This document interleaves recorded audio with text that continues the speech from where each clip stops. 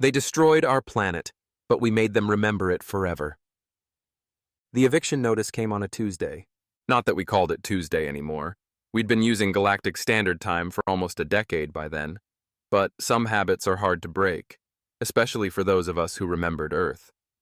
The hegemony's message was broadcast simultaneously to every human settlement across 17 systems. Their reasoning was clinical, as always. Earth occupied valuable spatial coordinates at the nexus of 3 major hyperlanes. The demolition would proceed in 90 days. All humans were instructed to make peace with the loss of their ancestral home. Just like that? My grandmother's hands trembled as she clutched her teacup. They're going to just erase it? I had no answer for her. I'd been born on Proxima Centauri 4 and had only visited Earth twice. But I understood what we were about to lose. Not just a planet, but the cradle of our species, the birthplace of everything that made us human. The hegemony had encountered humanity only 30 years prior. They weren't impressed. To a coalition of species that had mastered faster-than-light travel millennia ago, we were barely worth noticing. A level 2 species still figuring out how to leave our solar system efficiently. They classified our art as derivative, our philosophy as predictably self-centered, and our technology as quaint. The only reason they bothered with us at all was our strategic location. Our solar system was positioned at what would eventually become a major transit hub as the hegemony expanded into the Orion Arm. They gave us faster-than-light technology, not out of generosity, but expediency. It was easier to relocate us than to negotiate with a species that couldn't understand the scale of galactic politics. And we went willingly, spreading across nearby stars, marveling at the vastness of the universe suddenly opened to us. We didn't realize we were being scattered like seeds, our roots carefully severed from the ground that nurtured us. This is an outrage. Professor Okafor's voice crackled over the quantum comm. Even with instantaneous transmission, the connection between our scattered colonies always seemed tenuous. They can't just destroy a planet. Technically, they can, replied Ambassador Sarah Chen from her office on the hegemony's administrative ring. Her face on the screen was tightly composed, but I could see the tension in the set of her shoulders. They've done it before. The Centauri Agreement only protects inhabited worlds. Then we'll stay. Some of us will refuse to leave, said Professor Okafor, his hand slicing the air decisively. Ambassador Chen's face darkened. You know they won't hesitate to remove obstacles, she said quietly. So we do nothing? Demanded Dr. Rodriguez from the Mars colony. We just watch them obliterate our homeworld? The emergency council meeting continued for hours. 17 human colony representatives, arguing, pleading, strategizing, all to no avail. The hegemony had made its decision.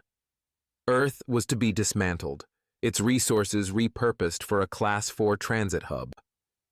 It was during a brief recess that my grandmother, watching the broadcast with me, said something that changed everything.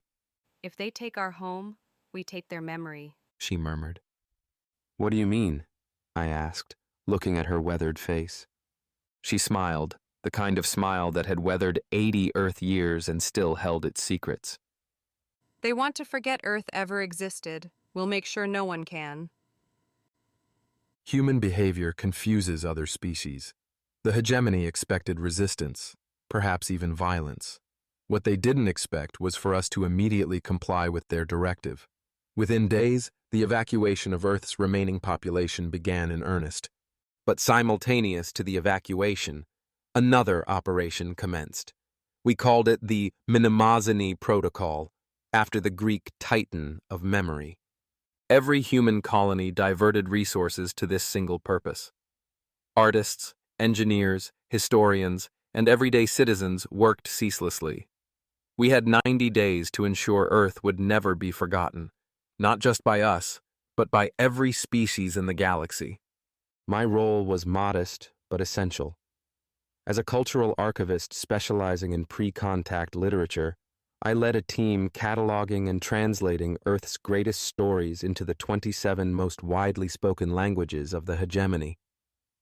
Why waste time on fiction? Asked Malik, one of the younger members of my team. Shouldn't we be focusing on historical records, scientific achievements? Stories are how we understand ourselves, I told him, passing him a data crystal containing translations of everything from the Epic of Gilgamesh to Gabriel Garcia Marquez. If we want them to understand Earth, they need to understand our stories. On what we still stubbornly called a Thursday, I found myself in the great library of Aldebaran III, watching as hegemony officials inspected the newest wing. This is unexpected, said the hegemony inspector, his blue-tinted appendages waving in what I'd learned to recognize as confusion. An entire museum dedicated to a single planet. Not just any planet, I replied, guiding him through the exhibits. Our homeworld. The Earth Memorial occupied an entire wing of the most prestigious cultural center in the sector. Similar installations were being unveiled across every major hub in hegemony space. Grand galleries displayed everything from perfect holographic recreations of the Sistine Chapel to interactive exhibits on the Amazon rainforest. Sensory pods allowed visitors to experience the feeling of rain, the smell of freshly baked bread, the sound of waves crashing on shores that would soon cease to exist. But why go to such expense? The inspector seemed genuinely perplexed.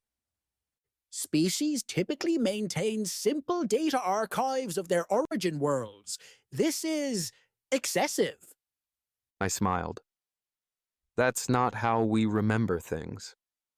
Your approach is inefficient, he stated, his translator rendering his clicks and whistles into standard. Memory should be compact, retrievable when needed, not this. He gestured at the sprawling hall where thousands of visitors from dozens of species were immersing themselves in Earth's cultures. A group of tall, crystalline beings were cautiously sampling different types of tea.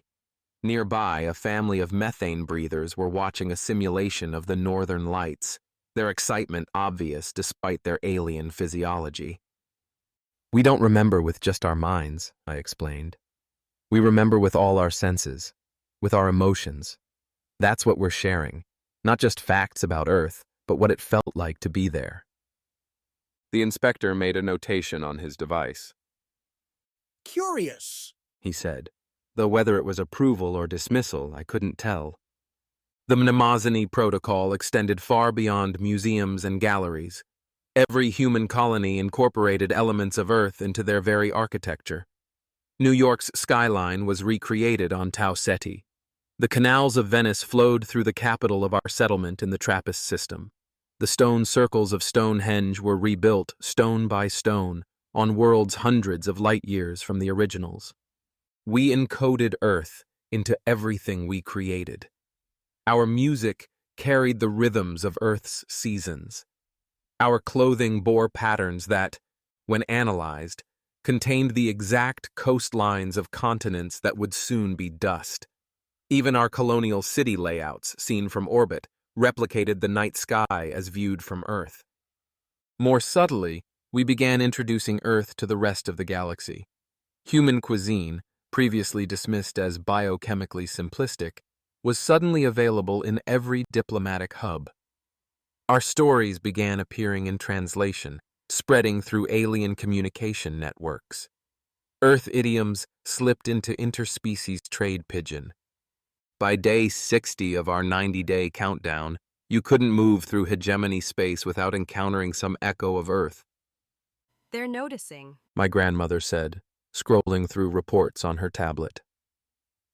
We were sitting in her garden on Proxima Centauri 4, a careful recreation of the English cottage garden she'd left behind on Earth. Bees, descendants of Earth stock, genetically modified to thrive in the slightly different gravity, moved lazily between lavender plants. The hegemony? I asked. everyone, She replied. look at these tourism numbers. Non-human visits to our colonies are up 800% in the last month alone. They're curious. Curiosity isn't enough, I said, pouring her another cup of tea, real tea from the last harvest of Earth's plantations. They need to care. She smiled that knowing smile again. They will. She said. Just wait. This has gone far enough. The hegemony representative thundered during an emergency session. I sat behind Ambassador Chen, watching as she maintained her composure. I'm not sure what you mean, esteemed one. She replied, her voice perfectly measured. We are complying fully with the relocation order. This isn't about the relocation. The hegemony representative, a towering figure whose translucent skin pulsed with agitation, gestured to the data displays. It's about this cultural infiltration. 17 hegemony species have formally protested the ubiquity of Earth references in shared spaces. We're simply preserving our heritage. Chen said mildly. Surely the hegemony respects cultural preservation.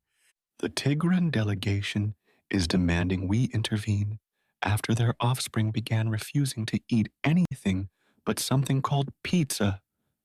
Exclaimed the representative, the translator struggling to convey the exact tone of his distress. A ripple of barely suppressed laughter went through the human delegation.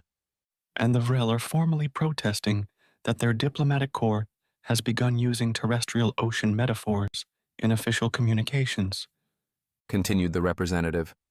This is mimetic contamination. Ambassador Chen spread her hands in a gesture of innocence. We cannot control how other species respond to our culture, She said.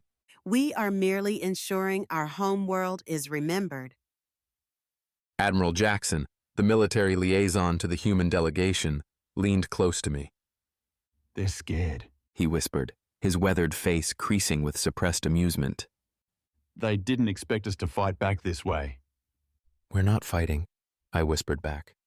We're sharing, For us, he said with a wink. that's the same thing.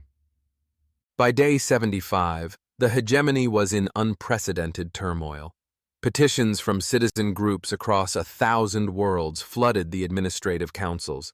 Many had never encountered a human in person, but all of them had somehow developed strong opinions about Earth. Tourism to human colonies increased 3,000%. Interspecies cultural exchanges, previously dominated by elder races, suddenly featured Earth prominently. Hegemony officials found themselves bombarded with questions about a planet they'd considered unremarkable enough to demolish. My grandmother's prediction was proving accurate. The galaxy wasn't just curious anymore. It was invested. Have you seen this? Professor Okafor asked during our weekly update. His face on the quantum comm was animated with excitement as he shared his screen. An entire symposium on Earth literature at the Central University on Deneb 2, organized entirely by non-humans. What are they discussing? I asked, scanning the program. Everything. Shakespeare, Egyptian love poetry, contemporary Nigerian novels, Japanese haiku. They're particularly fascinated by our concept of fiction. Apparently, most hegemony species don't tell stories they know aren't factually true. That explains a lot about their art, I said with a smile. There's more, Said Dr. Kim, joining the call from her station on Europa.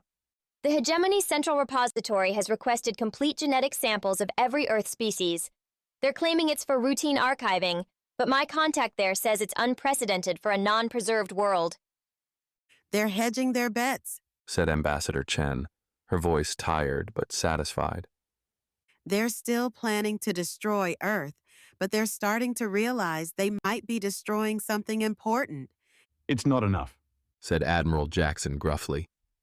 They need to cancel the demolition entirely. Give it time. My grandmother said, surprising everyone. She rarely spoke during these official meetings, but when she did, people listened. The pressure is building. We just need to keep reminding them what they're about to lose. On day 82, the protests began. I still remember watching the feeds with my grandmother. Thousands of luminescent beings, a species known for their aloofness, gathered before the hegemony's administrative ring, their bodies spelling out, "Save Earth," in characters visible from orbit. I never thought I'd see the day. Grandmother whispered, squeezing my hand. They're standing up for us. It wasn't just them. Across hegemony space, species that had previously regarded humans as barely worth acknowledging were suddenly passionate advocates for Earth's preservation. Earth wasn't just our homeworld anymore. Through our relentless campaign of memory, we'd made it theirs too. There's a delegation of Harmony Cluster representatives requesting a meeting, said Ambassador Chen's aide, bursting into our monitoring station. They say they want to discuss potential religious significance of Earth sites. The Harmony Cluster? I asked, surprised. They've never shown interest in human affairs before. Apparently, their theologians have been studying Earth's spiritual traditions, the aide explained. They're claiming that the diversity of Earth's religious thought represents a unique pattern that aligns with their own prophecies. Are they serious? Asked Professor Okafor. Does it matter? Replied Ambassador Chen with a rare smile. The cluster represents 82 worlds. If they oppose the demolition... The next day, a coalition of trading guilds filed a formal motion, arguing that Earth's destruction would destabilize emerging markets for authentic Earth experiences, a sector that had somehow become the fastest-growing segment of the galactic economy in just 2 months. The day after that, the Galactic Heritage Committee, a body that had previously denied Earth's application 3 times, announced an emergency session to reconsider Earth's status. It's working. My grandmother said, as we watched the reports flood in. They're remembering us before we're even gone. On day 87, 3 days before the scheduled demolition, the hegemony capitulated. The announcement came with little fanfare, just a terse statement that, in light of Earth's previously unrecognized cultural significance, the planned infrastructure development at Sol 3 will be relocated to the Rigel system. When the news reached us, the celebrations were not what you might expect. There was joy, certainly, but also a quiet sense of vindication. We hadn't just saved our planet, we'd forced one of the oldest civilizations in the galaxy to acknowledge our worth. I need to see it. My grandmother said the next morning. Before I die, I need to see Earth once more. The journey back to Earth took 3 days. As our ship approached the blue marble, I watched my grandmother's face. She had left Earth 40 years ago, one of the first to take advantage of the hegemony's relocation program. Now, at 95, she was returning. It looks so small, she said as Earth filled our viewport. I'd forgotten how small it is. Below us, Earth continued its silent rotation. From space, you couldn't see the evacuation efforts that had already relocated most of the population. You couldn't see the now empty cities or the abandoned farms. All you could see was the beauty, the swirl of clouds, the deep blue of the oceans, the green and brown of the continents. But as we descended into the atmosphere, the changes became apparent. Vast regions had been designated as preservation areas, with hegemony markers indicating their protected status. The great cities stood largely empty, museums of human achievement rather than living communities.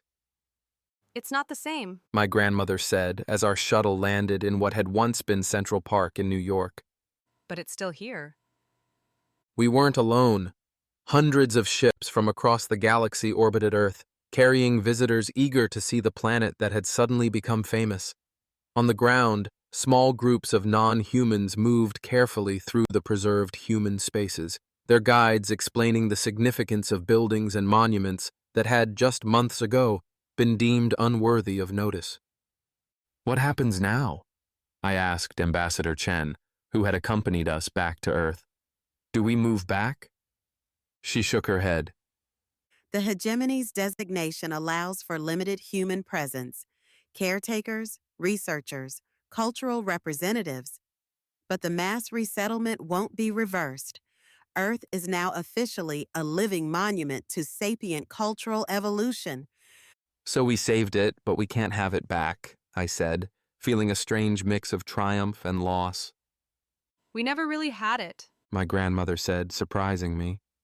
She was standing at the edge of what had once been a busy city street, watching a group of crystalline beings carefully studying a hot dog stand.